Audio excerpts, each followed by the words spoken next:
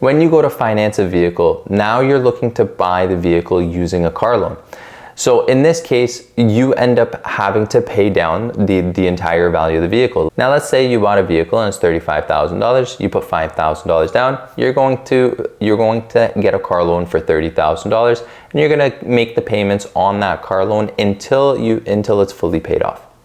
And once it's fully paid off, then there's no more payments, you own the vehicle, and you get to continue driving it, and that's pretty much it. Now what you'll find is a lot of people that do finance vehicles tend to hold their vehicles for a longer period of time, usually about 8 to 10 years, sometimes a little bit shorter, depending on the situations. Sometimes people hold it for longer, 15 to 20 years. Now with leasing, things are very, very different.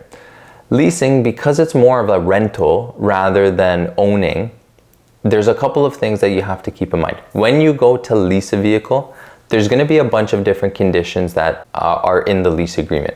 The very first thing is there will be a limit in terms of how much you can drive. Now let's say you got a car lease for 4 years, and in those 4 years you can drive 10,000 kilometers per year. That means that when you go to return the vehicle, you could only drive up to 40,000 kilometers before you incur potentially additional charges.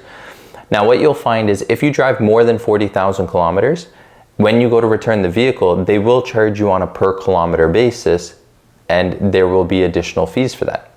Now, of course, in these situations, you have to be very mindful of how much you're driving. So if you're someone who likes to drive a lot or has to drive a lot for work, then leasing a vehicle may not actually be the best thing for you.